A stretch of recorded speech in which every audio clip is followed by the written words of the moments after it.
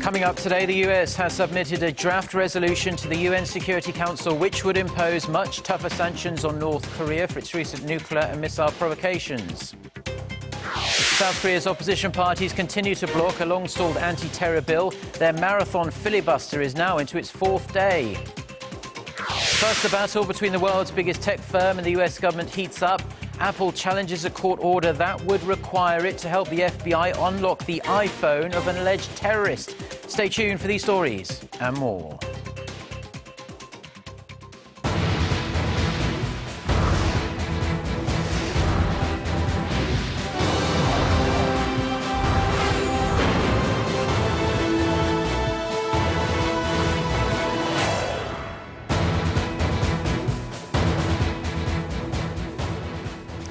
Hello, it's noon on Friday, the 26th of February. You're tuned in to our midday newscast here on Arirang TV. Thank you for joining us. I'm Mark Broom.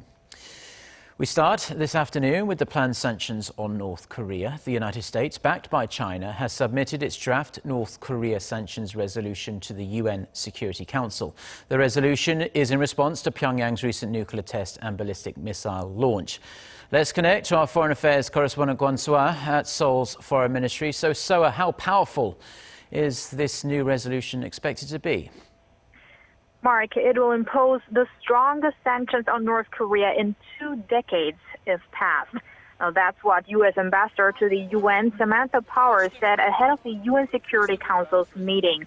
Now, they would include mandatory inspections on cargo going in and out of North Korea.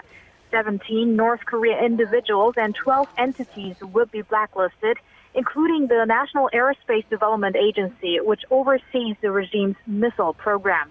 Restrictions on banks would go into effect as well. Now, an official at Seoul's Foreign Ministry says what's new are so-called sectoral sanctions, the ban or limitation to specific sections such as coal, iron, gold, titanium, or rocket fuel. He added, there's been focus on how to ensure these sanctions don't negatively affect the people of North Korea, as they are, quote, targeted sanctions on the regime's leadership, echoing the words of U.S. Ambassador to the UN. These sanctions, if adopted, would send an unambiguous and unyielding message to the DPRK regime. The world will not accept your proliferation. There will be consequences for your actions, and we will work relentlessly and collectively to stop your nuclear program. So strong words there, Soa, from the US ambassador to the UN. The one word she used is if adopted. Is there any word on when this resolution will be sealed? Well, Mark, it may be adopted at the next UN Security Council meeting. Some say that could happen as early as Friday or Saturday. But there is the possibility for the approval to happen next week. This as Russia reportedly needs more time to review the draft. An official here at the ministry says that although the 5 permanent members, which includes Russia, went through the draft before Thursday's meeting, that is, with the other 10 council members, all 15 members will be subject to a new vote, meaning the P5 cannot be said to be on the same page as of yet. And so, on a related note, top US and Chinese officials are or will be in Seoul over the next few days. North Korea likely to dominate those discussions. That's right. U.S. Assistant Secretary of State for East Asian and Pacific Affairs Daniel Russell arrived in Seoul some hours ago, and he will meet with Vice Foreign Minister Im Sung-nam and others at Seoul's Foreign Ministry, during which they are expected to continue their talks on the North Korea sanctions. Now, at the airport, Russell actually said he will also make a visit to the presidential office of Cheongwade later. Now, China's special representative to the six-party talks, Woo Da-wei, will visit Seoul Sunday for talks with the South Korean counterpart Hwang Jung-guk, who may brief Seoul on his trip to Pyongyang earlier this month. Officials say the back-to-back visits are very timely given the recent developments, and I will update you on those developments as the day progresses. Back to you, Mark. Now, the South Korean government is preparing to fly anti-North Korea propaganda leaflets across the inter-Korean border for the first time in 12 years. The move follows Defense Minister Han Min-goo's statement Tuesday that Seoul was reviewing the need to send over leaflets. The exact date has not been confirmed, as it will depend on the weather. The leaflets are reported to include content that criticizes the North Korean leadership, and the military plans to send over basic necessities as well for North Korean citizens. Pyongyang is expected to react angrily compared to launches by civilian groups, as the military uses timers and GPS systems to target specific locations. President Park Geun-hye has entered her fourth year in office, and to mark the occasion, we have been bringing you a series of special reports this week. In the last report of our five-part series, we take a look at how President Park's handling of inter-Korean affairs has changed with the continued provocations from North Korea. Our Unification Ministry correspondent Connie Kim has this report. President Park Geun-hye offered a vision for the reunification of the two Koreas, calling it a bonanza for the peninsula. Later in Dresden, a symbolic city for German reunification, President Park laid out her plan for Korean reunification in three major areas: humanitarianism, integration, and prosperity. And a landmark inter-Korean agreement reached after the conflict seemed to push relations between the two Koreas in a new direction, with a new round of family reunions seeming to offer hope for the future. However, with North Korea's nuclear test and long-range missile launch, President Park has made clear that inter-Korean relations will only improve when Pyongyang gives up its nuclear weapons program. This marks a sizable shift to a more hardline stance against the North. That shift was evident in the president's decision to shut down the inter-Korean Kaesong industrial complex, the most drastic step to contain the North the president has taken so far. And she's warned there are more sanctions to come. 국민 여러분, 이제 기존의 방식과 선의로는 북한 정권의 핵개발 의지를 결코 꺾을 수 없고 북한의 핵 능력만 고도화시켜서 결국 한반도의 파국을 초래하게 될 것이라는 점이 명백해졌습니다. Most North Korea watchers say Pyongyang's repeated provocations have tested the limits of President Park's trust-building initiative. There is a limit to what you can do to push for security on the Korean peninsula and build inter-Korean cooperation while North Korea continues its nuclear and missile development. This imbalance has been raised as a fundamental problem with her trust politic. But just as out of every crisis opportunity arises, experts say this is the time to review policies that could improve relations. Talks with North Korea after an escalation in tensions will be inevitable for as long as the regime exists. The Park administration should not rule out the possibility of holding dialogue with the reclusive regime when reviewing its North Korea policies.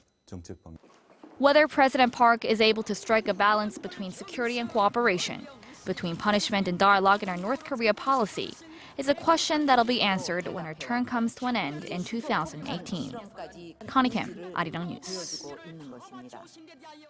Now, the contentious bill on redrawing South Korea's electoral map was scheduled to be put to a vote this Friday at the National Assembly. However, opposition lawmakers have put a halt on all proceedings as they continue a filibuster that began late Tuesday. Our Shin Se-min has the details.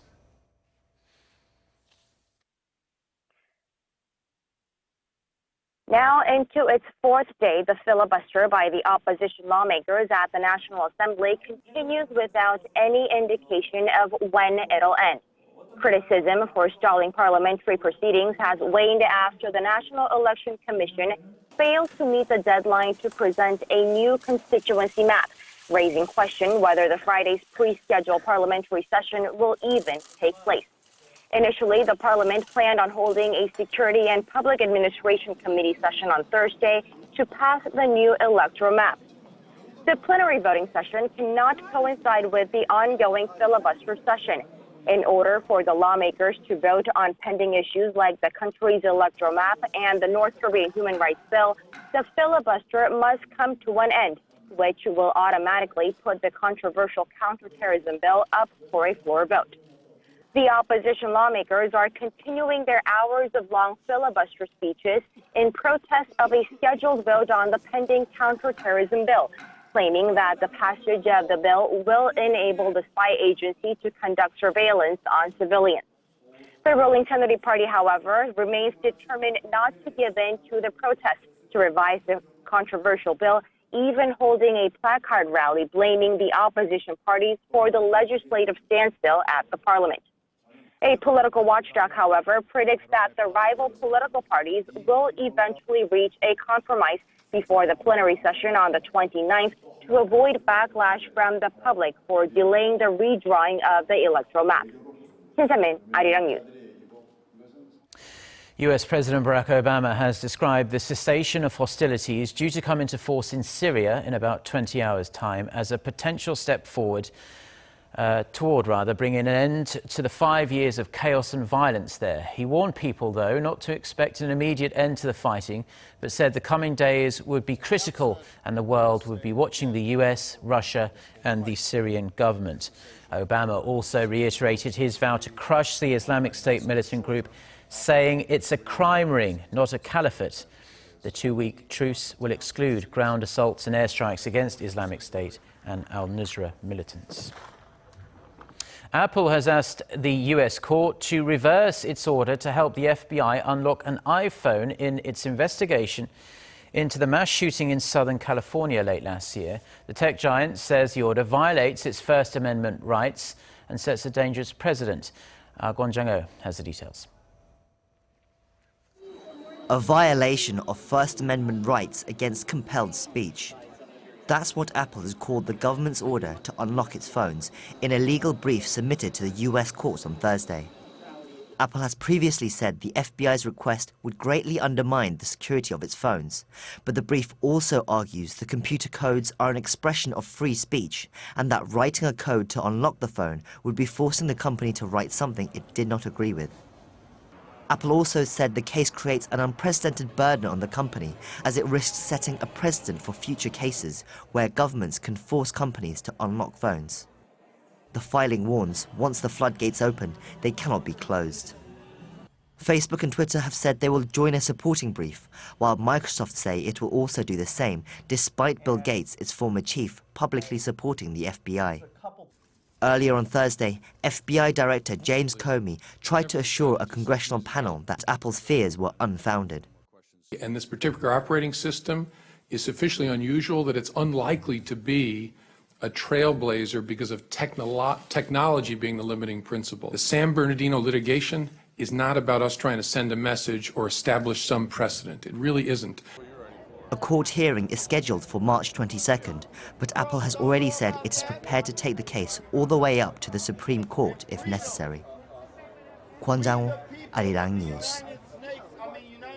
Now, Japan has confirmed its first case of the Zika virus in the country. According to Japan's health ministry on Thursday, the mosquito-borne virus was detected in a teenage male from Kanagawa Prefecture near Tokyo who had recently visited Brazil. The ministry added that the teen who returned to Japan on Monday developed a fever and a rash while in Brazil or on his way home. The ministry official said there are no fears of the virus spreading in Japan because mosquitoes are dormant in winter.